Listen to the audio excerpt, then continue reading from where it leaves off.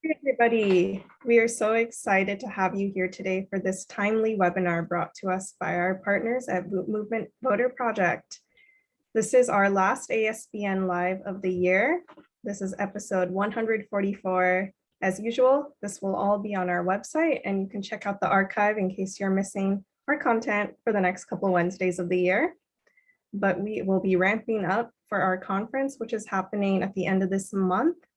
So we are taking a break from webinars and hope that we see you guys in San Diego. I'll post some links in the chat for that. It's now my pleasure to turn it over to David Levine of ASBN. Greetings all and welcome today. And, I sit as the co-founder and president of the American Sustainable Business Network. And for those that are not familiar, ASBN is a movement builder in partnership with the business and investor community. And over this last year, it was founded through the merger of the American Sustainable Business Council and the Social Venture Circle, and together we're developing and advocating for solutions that support an equitable, regenerative, and just economy that benefits all stakeholders. We're a multi-issue membership organization advocating on behalf of every business sector, size, and geography. We collectively represent over 250,000 businesses, across our networks. And together, we're leveraging the power and the voice of these businesses and investors to influence policy and capital markets and to build a sustainable economy and a strong democracy. And, democracy has been one of the key areas of work for the American Sustainable Business Council and now the network, since the 1-year anniversary of Citizens United. Our work has taken a lot of different forms, over the years, from voter engagement, time off to vote efforts, but the key for us is that this is not a once and done type issue. This is one of the issues that requires the on the ground, day after day, movement building work. And, this year we focused really on our state organizing as a part of this campaign. And that's why we're really thrilled to have the Movement Voter Project as a part of our conversation today, because they are all about the movement building and building the infrastructure that's there to both protect, but even more importantly, to advance our democracy. And, for us, that idea that we're building this broader movement and that businesses and investors have a role in that, in speaking out, in addressing, the inappropriate campaign financing, dark money, but also the access to the ballots, et cetera, all these key issues for us. So we're thrilled to be hosting this conversation today. And with that, let me turn it over to Jackie to take it from there. Thank you so much, David. And thank you, ASBN, for inviting us, Movement Voter Project, to once again partner with you. This is the second time we've done such a call. We did 2 years ago, just before the 2020 election. And I am going to turn it over to my amazing colleagues, and just wanted to mention this panel is, exactly what David said. It's an extension of sort of an ongoing conversation. We know that we are 6 days away from the election. Nobody knows that more probably than my colleague Jamila, who you'll hear from, who's on the ground in Michigan. But really, this conversation is not only about what happens in 6 days, but what happens in 6 months and 6 years. And so I am thrilled to introduce, I'm going to start with the reason that we're actually on this.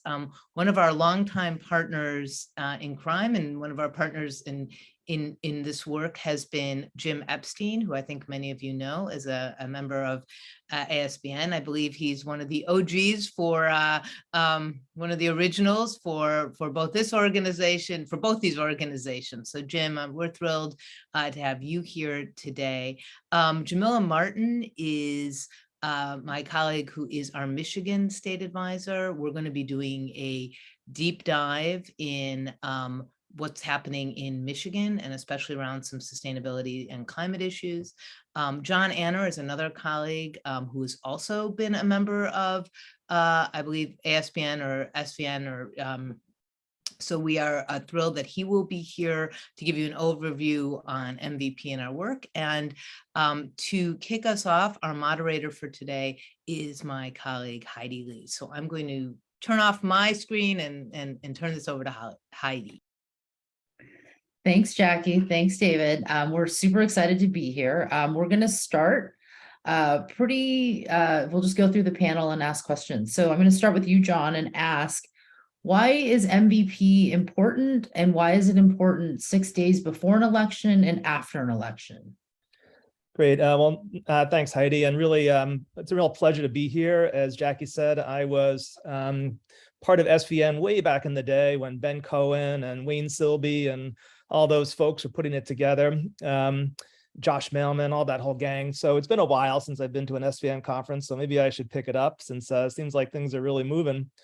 So I've had one foot in the social entrepreneurship sector and the other foot in American democracy work. And right now, I just feel like this is the most critical place to be. And I came to the Movement Voter Project because as I looked around the landscape of organizations that were working to protect our democracy, I really felt like MVP has figured out a model that to me is really compelling. And I'm going to share some slides in a minute. But the short summary is that the Movement Voter Project makes long-term investments in frontline organizations in critical states across the country. We've got a C3 arm that does a lot of just sort of, voter education and advocacy work to get people to turn out to vote. And then we also have a C4 and a PAC, so we can get involved directly in more partisan work, although that's we don't endorse candidates. We're not involved in races per se. We're looking, as other people on this panel will tell you, to invest in the overall ecosystem and infrastructure of building a progressive movement to enhance our democracy. So let me share my screen really quickly here and run this quick slide deck. This is the big scary moment here. If Republicans take control of the House and Senate, we're going to lose on a lot of things that really matter to a lot of us. So progress on climate change, progress on racial justice, progress on gender equality. It's not going to take much, and it's not looking good, as we know right now. So regardless of whether we're talking about 2022 or 2024, we believe, and we've got a number of allies, Morgan Simon included, who wrote an article for Forbes about this, that the best possible investment that we can all make in protecting our democracy and making progress on the things we care about is to fully fund local voter organizing. Donald Trump, bless his heart, likes to say the quiet things out loud, and he once said, the more that they vote, meaning Democrats and people who are opposed to MAGA Republicans, the less likely it is that we're going to win, which is why you see all this voter suppression work happening across the country. And so the Movement Voter Project has taken on this idea of investing in these organizations, and over the past few years has now become the largest funder of grassroots mobilization efforts across the country. And we're very strategic about how we do this. We believe that we can win, we can hold on to the House and the Senate, but really the only way to do that is to turn out young voters and voters of color in all these battleground states. A lot of times the margins are really, really meager, a few votes, a few thousand votes. And so getting more people out to the polls who are in support of progressive politics, that's what we're all about. And right now, Heidi, actually, I don't know if I know the exact number, but we're moving something like $1 million a week to these organizations, somewhere in that range. And so that makes us the biggest funder of these organizations, but also the most strategic, because we're picking the organizations that are involved in really critical states and critical districts across the country. We've got a whole team of people that figure that stuff out, people way smarter than me. Oops, we see that already. So here's our model. It's what we call deep local investment. We identify the organizations that we think are going to be able to move these issues forward, and we invest in them. Sometimes we're the first major investor in these organizations. We build their capacity, we invest for them over the long term, we move money really quickly when it's necessary, as it might be 6 days before an election. And all these organizations, what they're all about is turning out more people of color and young people to vote. And by so doing, we can win. We can win in critical states, we can win in critical races, from the Senate and the House all the way down to much more local races. And this is something that's been proved over and over again. Because as I said earlier, in a lot of cases, the margins are really small. In 2020, we had Wisconsin, Georgia, and Arizona combined. 43,000 votes made the difference between having a Democrat in the White House and having a Republican. So strategically targeted money that funds grassroots organizing is what we believe the way to go. And everything else that we care about is contingent upon that. So here's how you can go on our website and get much more detail on all of this stuff. But essentially, we have our tier 1 states that we invest a lot of money into a whole bunch of different groups, and then it goes down from there. This investment is calibrated in each cycle based on what's going on, because conditions are constantly changing. Polling gives us different indicators. Right now, it's all red signs flashing, but you know, we're very strategic about where we invest our money. And we believe, what I tell the donors that I work with, is that supporting the Movement Voter Project guarantees effective and efficient use of donor funds. Here's just some details on our track record. The groups that we fund have made somewhere on the order of 200 million voter contacts since the 2020 cycle. And then all the rest of these things are areas where we've been majorly involved. There's about 650 organizations across the country that we've supported at various times. At any given time, right at this moment, we're picking the 200 most effective organizations to fund. And then these different things like how many races we've flipped in this House and Senate, we can't claim full credit for that, but these are all places we made significant donations. And in some states, we are by far the largest funder of all of this work. So basically, how to get involved, help us invest in these local organizations, and then bring your friends in. So that's the quick summary of what the Movement Voter Project is all about. Heidi, anything else I should add? John, what I know you talked about, I would like you to just ask or let the group know why personally, like, is this work so important to you at this moment? Well, I'm at a very fortunate place in my career where I can kind of do whatever I want. So I have 3 children, 3 queer daughters, as a matter of fact, and I'm very, very worried about the kind of world they're going to inherit, what the economic conditions are going to look like, what the environment for their rights as young women, what the physical environment is going to be if we don't continue to make progress on climate change. You know, I'm not a big fan of Democrats, to be honest, but I do think that the Biden administration has made some pretty significant progress in the past 2 years, and I would like to see that continue. But for me, it's like, I could do anything I want at this point, which is a really nice place to be in my career. But I just feel absolutely compelled to put my time and energy into the Movement Voter Project and do everything I can to help protect American democracy. I used to not care about these big institutions, these federal institutions. You know, back when I was a young leftist, I was opposed to the CIA and the FBI and the IRS and all these things. But now, as an old leftist, I find myself feeling that these institutions are really an important part of our democratic infrastructure. Thanks, John. Thanks for sharing about MVP, and thank you for being a colleague in the fight for democracy, because I really appreciate you and the work you're doing. Next, we're going to talk to Jamila Martin, who is our Michigan State Director here at Movement Voter Project. Jamila is going to talk a little bit deeply on a state level about what John gave you an overview about. She's going to talk to us about what she's doing, what she's seeing. She's really busy, so we really appreciate her time right now. We're 6 days out, and I know all the groups are probably bugging her. And so thank you, Jamila, for being here and for talking to this group and being here with us. So if you want to just take us into Michigan a little bit deeper, we can ask some questions afterwards. Awesome. All right, I'm going to share my screen and get started. Okay. So yeah, I'm really excited to be here today, even though it is 6 days from the election, because MVP has really been growing our focus on supporting groups who are organizing for sustainability and environmental justice, both through our state funds, but also through a national climate fund at MVP. So it's definitely a growing focus for us in our funding. Let's see if I can.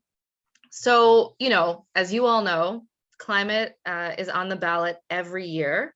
But in particular, in Michigan this year, there is a really packed and important election coming up in 6 days. So we will be voting on our governor, attorney general, and secretary of state, all who will have significant impacts on choices that Michigan makes around climate and environmental justice and sustainability.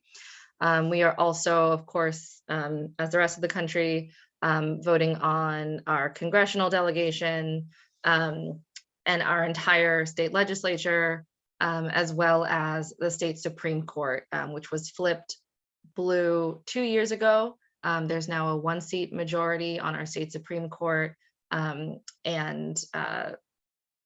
there are 2 seats up for election that could either keep that 1-seat majority or even potentially extend it to a 2-seat majority. So there's a lot on the ballot. And then, of course, down ballot, there are a number of statewide constitutional proposals, including proposals around reproductive freedom, voting rights, and government transparency. So in Michigan, we are funding this year actually closer to 40 partners in far more than 15 counties. There is a mix, you know, a real breadth and diversity of both issues, geographies, and constituents that all of these groups focus on. And it all kind of together adds up to hopefully a strategy to win. So we, of course, invest heavily in communities of color, where we will run up the score, and then in communities of color that are kind of purple areas where they can make a significant difference, even if they're not large populations, but they're often within the margin of error. We focus there as well. So it's a mix of kind of our big urban areas, to the extent that Michigan has big urban areas, and then some of these kind of smaller pockets of more rural or suburban areas where communities of color have extended. So all of our groups are, you know, they organize, you know, they're organizing voters around climate issues, but each focusing on kind of a slightly different aspect, but all taking a very similar approach of essentially closing not just the distance between the ballot and people's lives, which is a key kind of key frame for the way that we organize people in elections, or the way that our partners organize people in elections, but also closing the distance between climate change and people's lives. And so I want to give 3 key examples of what that looks like in Michigan for our partners. So the first is Michigan Environmental Justice Coalition. MVP was an early supporter of MEJC, which together with other MVP partners like We the People Michigan has launched a comprehensive campaign for renewable energy and energy justice focused on our largest utility, DTE. By organizing primarily people of color and working class people around DTE's rising prices, their poor service, and their support for voter suppression bills, MEJC has started to break down their powerful brand and their political power, in particular as the largest lobbyist in the state, while building a base of support for renewable energy. And this is a very difficult, as many of you know, probably who are organizing around utilities in other states.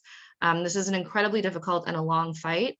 that was launched 4 years ago, but we are already seeing some beacons of light shining through. So for example, there's a new campaign for utility municipalization in Ann Arbor that we're incredibly hopeful about and intend to support, which would allow both that city to reach 100% renewable energy, but also force DTE to shift their practices or risk losing other cities over time.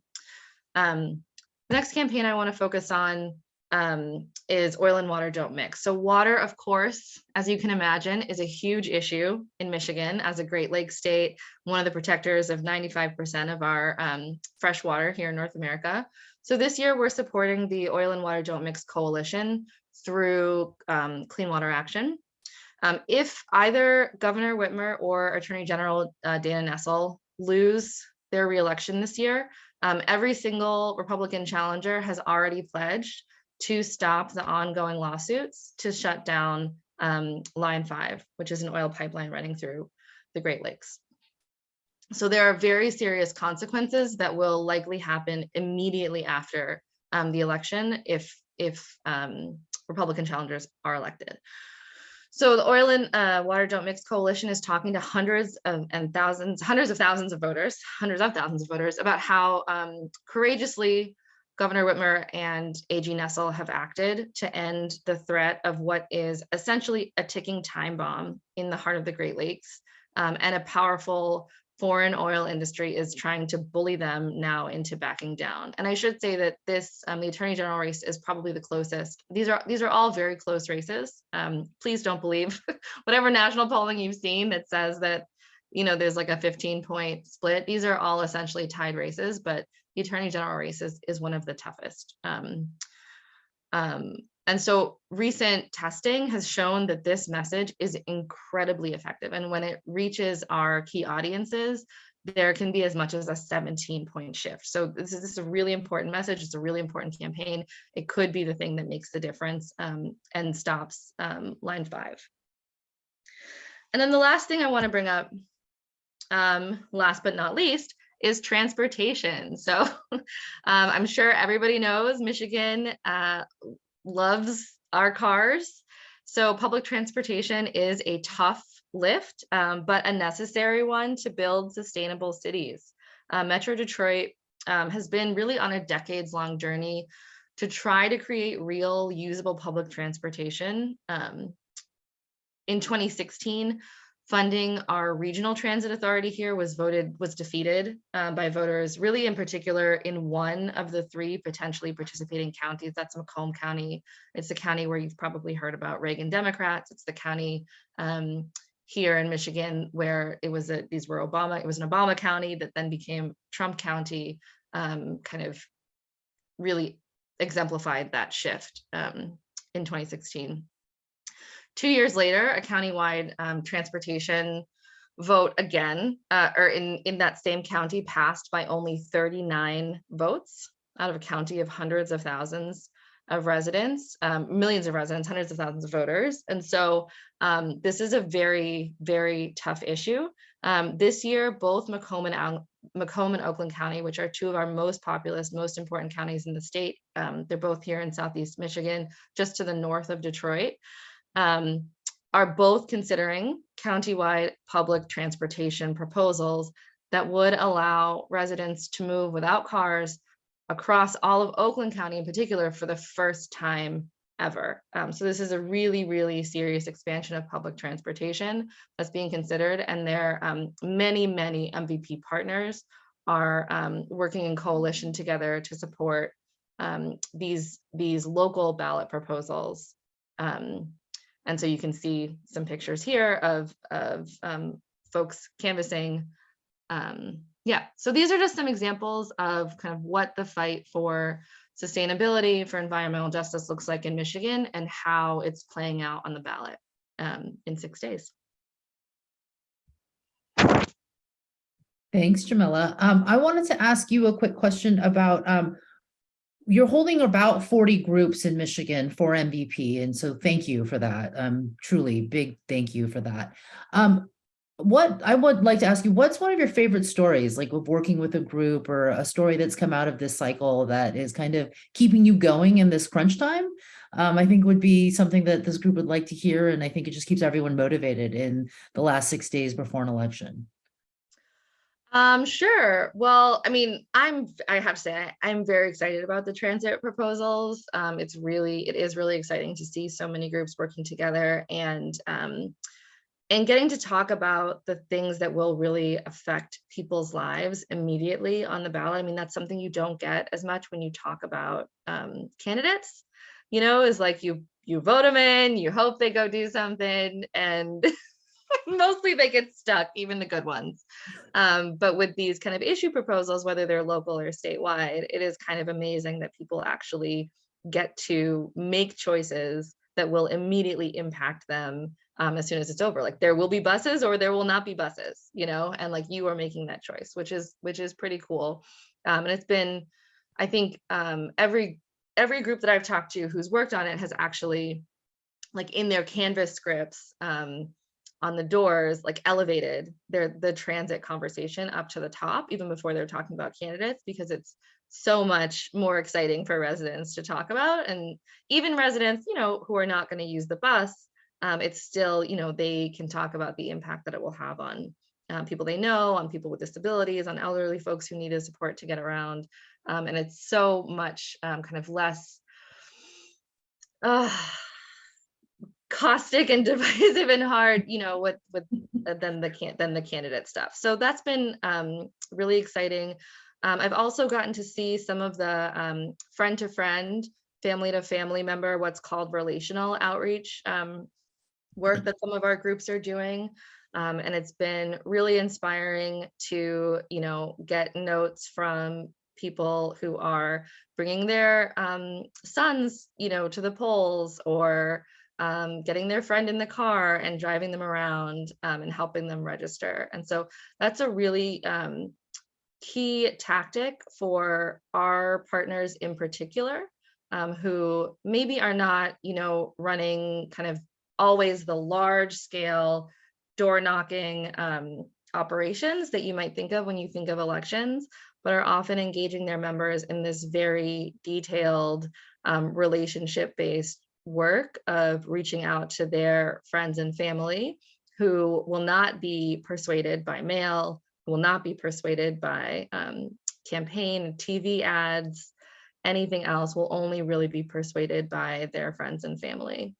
So that's been really exciting to see. There's about 7 of our partners who have participated in a year-long professional learning community together to improve their skills around this kind of relationship-based voter turnout. So I'm excited to see that grow. Yeah, that's it. Those are 2 things I'm excited about. That's amazing. I love the transit stuff, because I know, having lived in large cities like Los Angeles, that transit is an issue for people of, minority, low income, and getting to jobs and work and helping them rise in society. And so that's really great.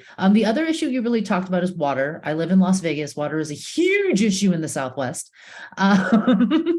And you guys hold a lot of it for the country. I know that you had shared a story with us, I think this last year, on one of our briefings about a different water issue that, that Michigan faces. And so I just feel like there's a lot of issues around water, not just the oil pipeline, but in general, that the rest of the country is seeing it. We're seeing it in Alabama and all over the country. And I feel like Flint was the first place we heard about it, but it's something that's really coming into play. And I think it's become a future long-term issue that this country faces. And do you want to share just another story or an anecdote about that?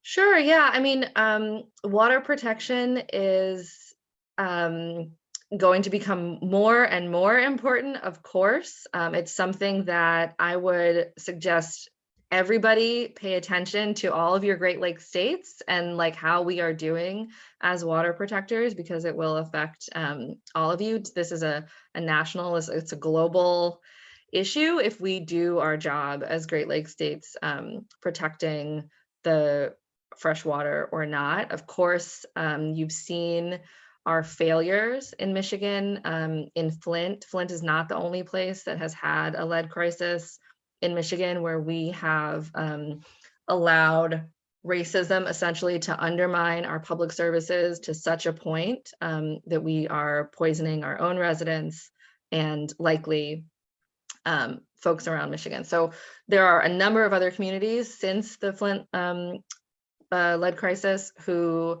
have had higher levels of lead exposed and sometimes for longer amounts of time.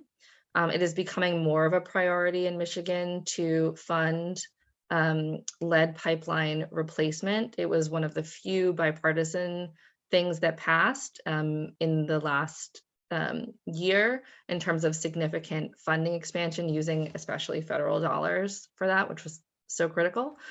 But Michigan, our lead crises are not the only problems that we've had. So Michigan currently leases water rights to Nestle, which is now owned by a private equity firm. So for those of you, this is a business network, so I hope you guys all know what that means. And it's free. It's essentially free. So they pump all the water, millions and millions and millions of gallons that they want. There is a limit, but they pump a tremendous amount of water for about $300 a year. And so one of the things that many groups are fighting for is something called a public trust doctrine that would essentially create some protections around water, saying that it needs to be managed for the benefit of the public. That doesn't currently exist anywhere in our law. It's not in our Constitution. There's no reason that we can't completely just commoditize our water and sell it off to the highest bidder at this point. And based on how we've behaved with Nestle, it's not completely out of the question. So that's definitely a critical fight that many of our partners are engaged in, but also a very uphill battle. I find it ridiculous that Nestle's paying less for all that water they're pumping than I do on my house, my little house in Las Vegas, annually for water. Yep. Huge problem. Let's go to our next panelist, Jim. Jim, you are a long time involved in ASBN as well as MVP, longer than I've actually been with MVP. So thank you for that. I wanted to ask you, why is MVP, do you believe, is a wise investment for business sustainability interests? And, why are you involved in this? Well, first, let me thank Jamila for her deep dive. I just find that her presentation and everybody's presentation who's ever been working on state level campaigns incredibly informative as to what goes on. And every single one of those state leaders will give you a variation on the same story, about connecting with indigenous groups or whatever it is on the local level. So anyway, her story is a great one because it gives you a sense of what is going on in Michigan per se. And again, if we brought somebody on from Arizona, you would get a different set of stories and deep dives in there. And also thanks to John for a great overview of MVP and really in the big picture what inspires me to be involved. Back in 2016, I volunteered for 5 days before for that election because I was deeply concerned about the outcome of that election. At the end of that, there's this little blue spot in Coatesville where I worked. So on a local level, yes, we could say we had some success, but there was a vast sea of red around it. And I got just really depressed. And part of it, obviously with the outcome of that election, I was, I think all of us were unbelievably depressed. But I also was depressed because I felt like when we left there was nothing left behind, nothing at all, that we could point to that said, have something in place for the 2020 election and or the midterms in the 2018 and 2020 and anything after that. And I just said, other than a few specific candidates, and I'll mention two of them, Chrissy Houlihan, who is the wife of one of the founders of B-Lab, and Jamie Raskin, who was a neighbor of mine and one of the and the individual that I work with to pass benefit corporation legislation in Maryland, becoming the very first state to pass benefit corporation legislation. So, and then Abigail Spanberger, because she's representing this area where I actually am sitting right now. You can kind of see the beautiful environment that I'm in, and she is in a critical swing state. But other than that, I just felt like, that even though I'm getting dozens and dozens of email requests for support from all kinds of people, it just feels like that would be investing in a win or lose situation with nothing left behind it. So I really felt like I needed a different kind of approach. And as somebody involved in business, I wanted something that felt like a good investment that was going to last for the long term. And ultimately, that became Movement Voter Project. And it was so I like MVP for a bunch of reasons. One is it's an incredibly effective grassroots organization, identifying critical and effective grassroots organizations in those swing states. It provides training and resources to those grassroots organizations in order to engage local people on local issues. So, so many of the communities that they work with just, quite frankly, don't, are not paying attention to the big issues. Their real concerns around local issues. So, unlike me, who went up to Coatesville, Pennsylvania, you are getting neighbors approaching neighbors about the importance of the vote, and that just really, again, spoke to me, and realizing that they could talk to each other about issues that were relevant. And again, Jamila, made reference to a bunch of that, in terms of even driving people to the polls or driving people to get registered and so forth. So ultimately, it felt like a really good investment for an inexpensive way to really shift voters, much more so than supporting a candidate who's going to be buying more media and just spending just absurd amount of money on something that you have no idea whether it's effective or not. So I just feel that the MVP is much more effective in reaching individual voters and actually getting them to the polls. Thanks, Jim. That's really powerful and meaningful. I wanted to ask the panel, so John and Jamila, if you guys would like to join us back, what is, we're 6 days away, so we're just going to tie it there. What is what's the first thing that's kind of going through your mind right now about what is, we're 6 days away, we're, I think we're all on pins and needles right now. What's what's a message you'd like to give this community 6 days out that you weren't able to share, or just something you'd like to share with them besides go and vote? Yeah, certainly go and vote. I mean, I think, the word investment is being used a lot, and I think that's really the critical piece here, because 6 days away, a little bit of help around the margins is probably necessary. Like any short-term investment we can make right now will help. But what's really going to help is that long-term investment. Whatever happens a week from now, we're going to be in the fight of our lives between then and the 2024 election. And the only way we're going to really win and defend our country from what the possible outcome is by really investing heavily in all these grassroots organizations, building their capacity, building their strategic abilities, helping them to collaborate with each other, helping them to collaborate and coordinate across state lines, and really, viewing the totality of all of these issues and races together. And so to really take on wholeheartedly this idea of funding the ecosystem that allows these organizations to succeed. So, for me, I'm kind of taking a deep breath right now, because I know the day after the election, we're going to be up all night with MVP, seeing what happens. And then 2 days later, we're going to start kicking off all the work necessary to contest effectively in 2024.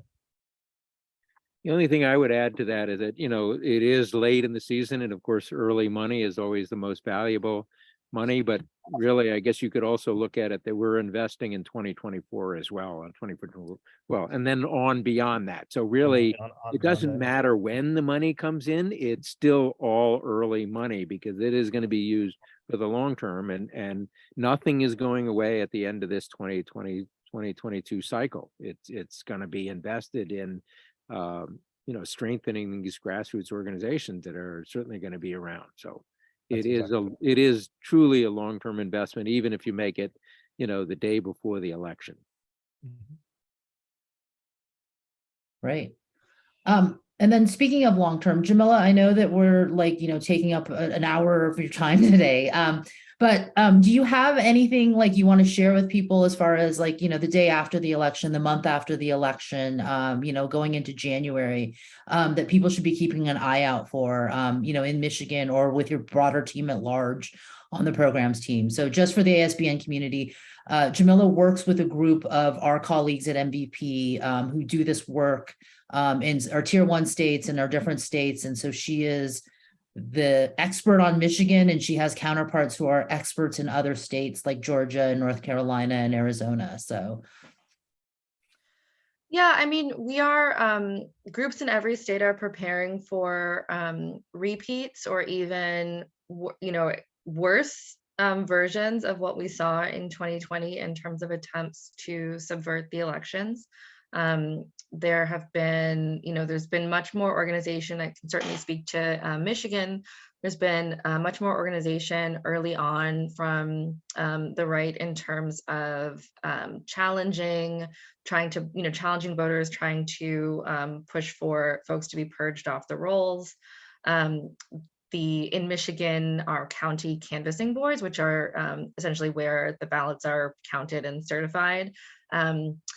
In 2020, that was a site of the fight in Wayne County, which is the county that Detroit is based in, that originally the canvass board did not certify the results for no particular reason. They just didn't want to. These are split Democrat, 2 Democrats, 2 Republicans, these boards. And eventually, after a ton of protest and pushing back, they did certify. They came back and certified the results later. But all of the people who, all of the Republicans who voted to certify those votes, or many of them, have been purged off of those boards over the past 2 years. So they, have worked really hard to get election deniers into all of these places of power in the election process, who are going to be willing to just not certify votes for no particular reason, just because they can, not because they've seen any irregularities, or just because they don't want to certify them. So in every state, prepare to have to continue to work after the election. And then the other thing I would say is, no matter what happens in 6 days, win or lose, or make gains or make losses, we are going to have to continue to fight. Nothing will be perfect in 6 days. We can pretty much guarantee that.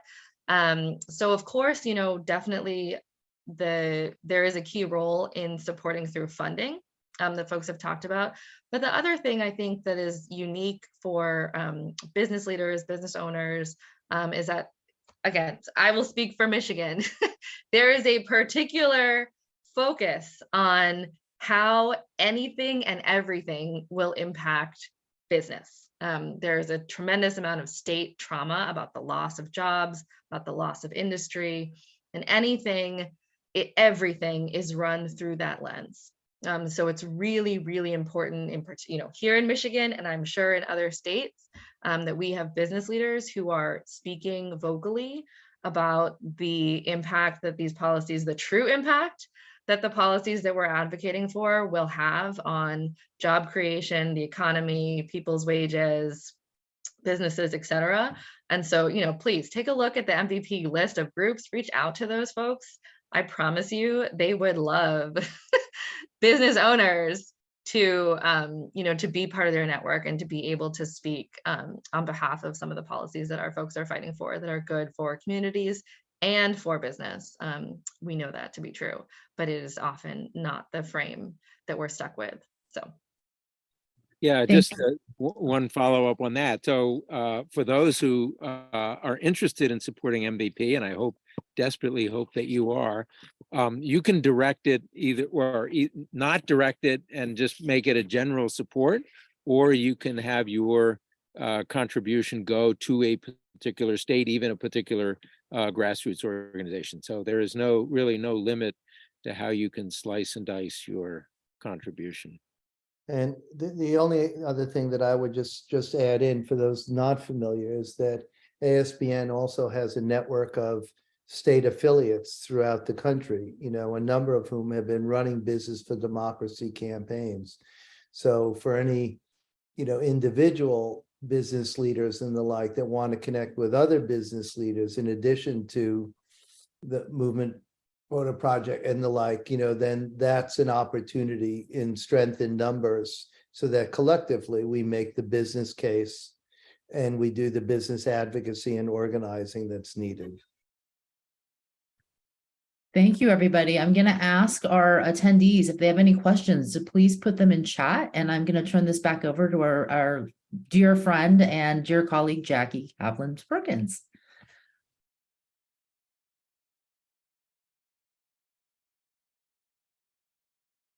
Jackie, you're muted. It's only 3 years into the Zoom world and I'm still muted.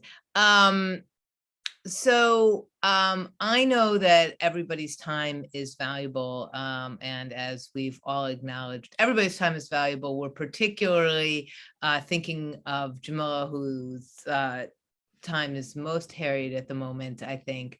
And so I am going to throw my contact information in. It's Jackie@movement.vote. It's pretty darn, yeah, it is true. Jamila is not single-handedly working the election, but you and your colleagues all of us are quite busy.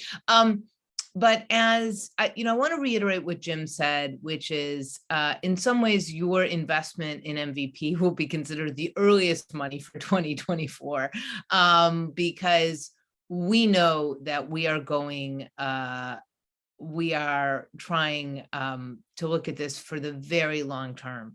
And the one thing that remains consistent is the thing that I said at the beginning, and I'm going to make sure to follow up with each of you and send you this article.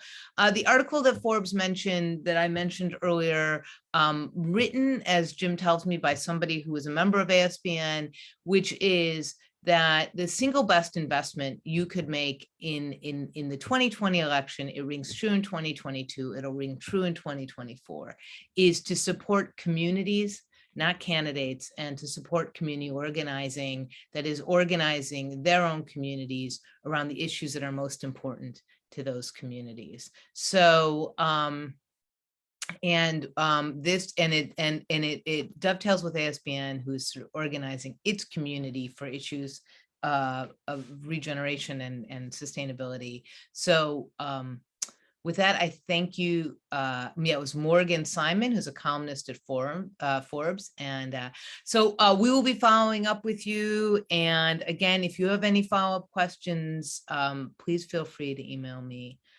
Thank you again to all your panelists and to ASBN. And I don't know if there's a wrap up, Thalasi, that you want to say. Sure.